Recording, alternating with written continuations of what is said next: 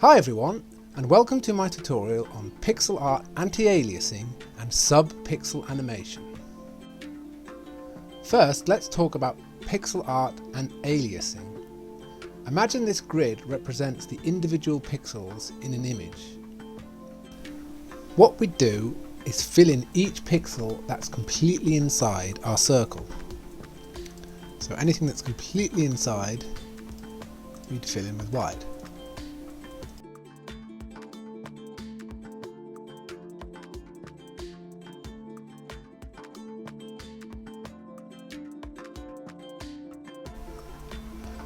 Note that we could have chosen to fill all the pixels with any amount of circle in it, like this.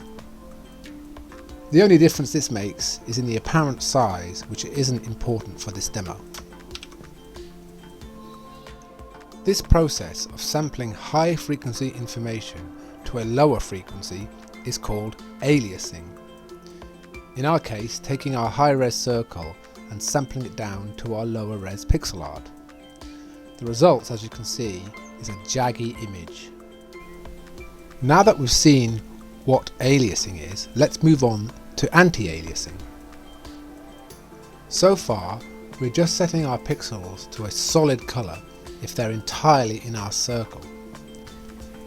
But in modern graphics, we have many more shades of colour or even transparency that we can use to represent pixels that are only partially filled. Anti-aliasing in graphics is the process of using these additional shades to represent sub-pixel details. Let's do this now with our circle. For each pixel that contains only a partial bit of our high-res circle, we choose a shade or transparency that represents how much of the pixel the circle takes up. In this case, as I'm using an image format that supports transparency, I'll be changing transparency to represent this coverage. Else, you would use the brightness of the colour instead. So, choose a pixel, like this one, estimate the amount of the pixel that the circle takes up, let's say 80%, and then use that value for the transparency or brightness. So 80%. Then just repeat this process for the other pixels. So these ones are 80% as well, I'm guessing. And then I'm going to choose ones that I think are more like 70%. Perhaps these ones.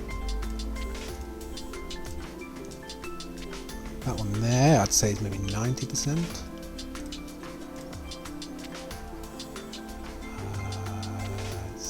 About 70,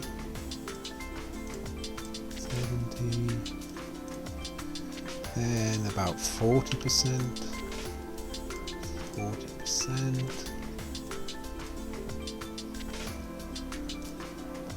then 30% for those, and 10% for these last ones.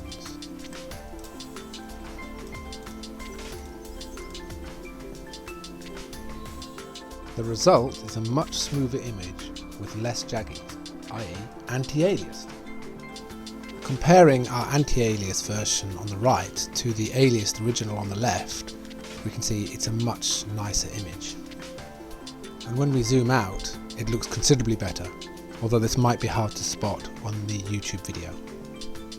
It's also worth mentioning that if you've used transparency like I have, you can put this image on any background and it'll work. So you can see the anti-aliasing is working on the green floor or the blue sky, working fine. Whereas, if you've just been using different brightnesses for your anti-aliasing, you can't change the background colour. As you can see, you get a horrible black outline instead. Now, let's move on to the related subject of pixel animation.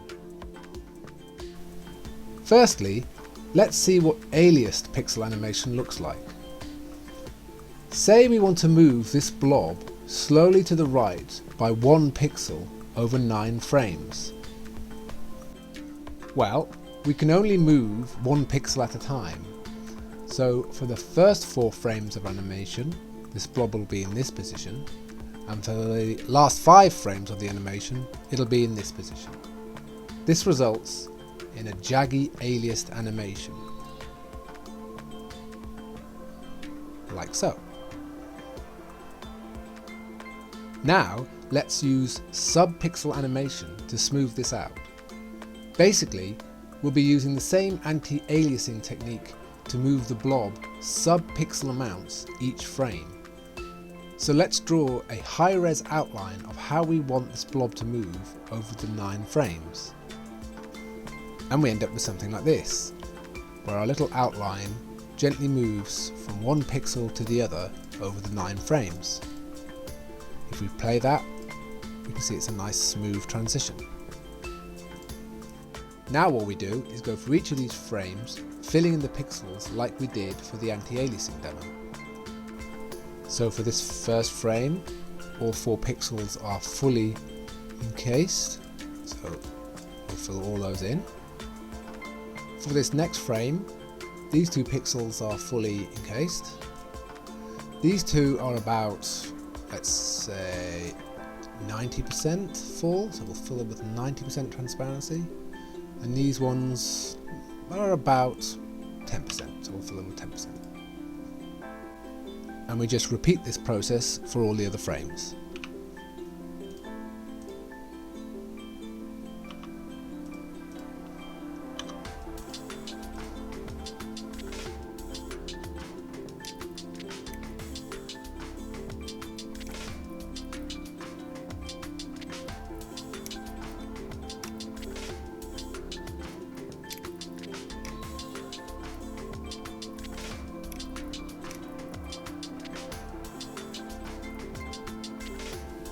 So let's have a look at those frames from start to end.